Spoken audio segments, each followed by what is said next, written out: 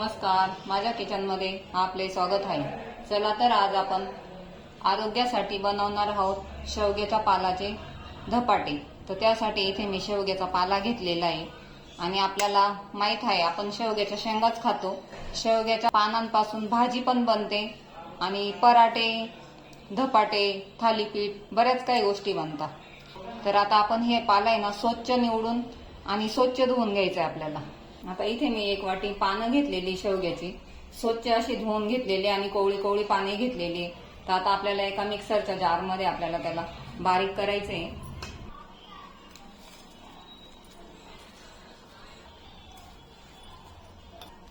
इथे आता आपल्याला मिक्सरच्या भांड्यात आपल्याला बारीक वाटण करून घ्यायचं।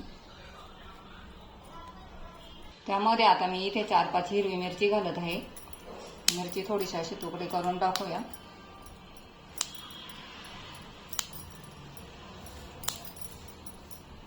इथे मी 5-6 पाकळ्या लसणाच्या घेतलेल्या आहे। थोडीशी जिरे, इथे आपण पाहू शकतो इथे मी थोडंसं पाणी टाकून बारीक वाटण करून घेतलेले। चला तर आता आपण पुढची तयारी करूया। आता इथे एक बाउल घेतलेले, त्यामध्ये आता आपण इथे गव्हाचं पीठ घेऊया। आपल्याला पाहिजे तेवढे आपण पिठाचं प्रमाण घ्यायचे। इथे मी 1 वाटी पीठ घेतलेले आणि इथं चणा पीठ घेतलेले मी छोटी अर्धी वाटी।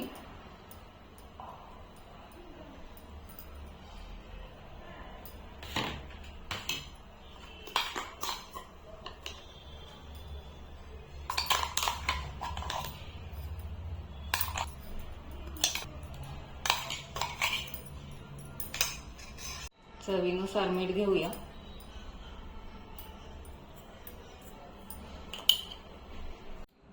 आता इथे हे मी शेवग्याचे पानं बारीक केलेले ते पिठात चांगले मिक्स करून घेऊया।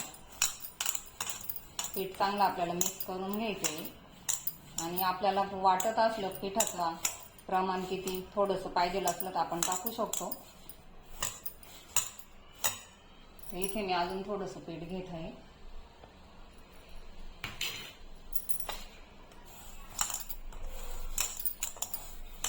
चांगलं असं मिक्स करून घ्यायचंय। त्यामध्ये मी एक कांदा छोटासा बारीक कट करून घेतलेला आहे।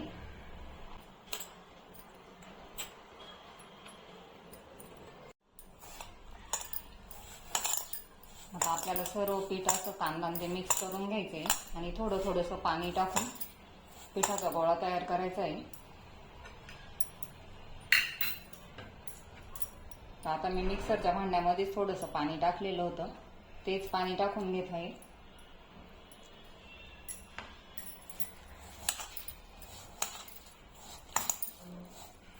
जास्त पाणी नाही लागणार इथं आपल्याला।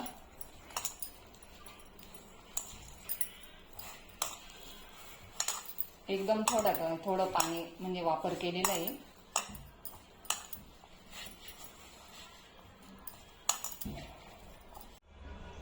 इथे आता आपल्या पिठाचा गोळा तयार झालेला आहे, हे बघू शकतो आपण। मस्त असं पीठ तयार झालेलं आहे। आता आपण याला लाटून घेऊया। इथं मी असे छोटे 4 उंडे तयार करून घेतलेले आहे। आता आपण याला पिठात भिजून घेऊया आणि थोडंसं गव्हाचं पीठ लावूया सुक्क आणि लाटून घेऊया। याच्यात कांदा असल्यामुळे ते थोडेसे असे साईडला त्याच्या चिरा जाणारच आहे।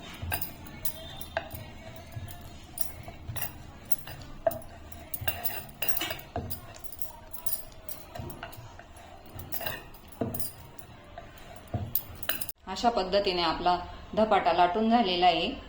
आता आपण इथं तवा ठेवलेला आहे। इथं तवा मस्त गरम झालेला आहे।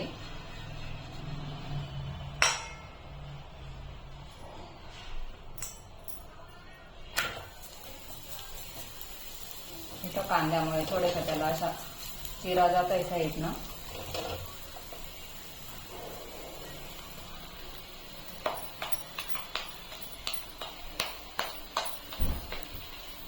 साईडने तेल टाकून घेऊया।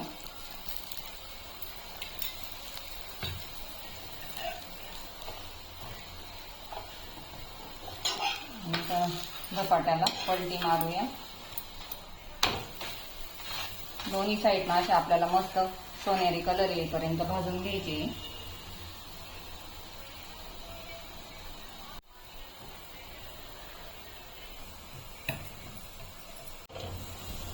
आता आपण धपाटा मस्त असा भाजून घ्यायचा आहे आणि थोडंसं परत वरून आपल्याला याला थोडंसं तेल लावायचं आहे.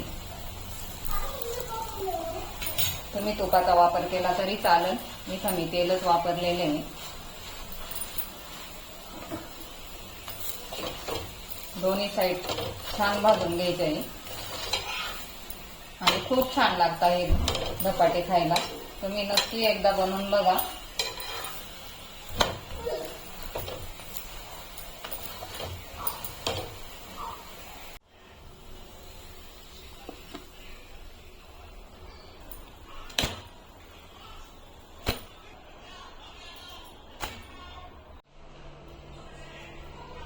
अशा पद्धतीने आपले इथे धपाटे तयार झालेले, मस्त असे नरम झालेले धपाटे.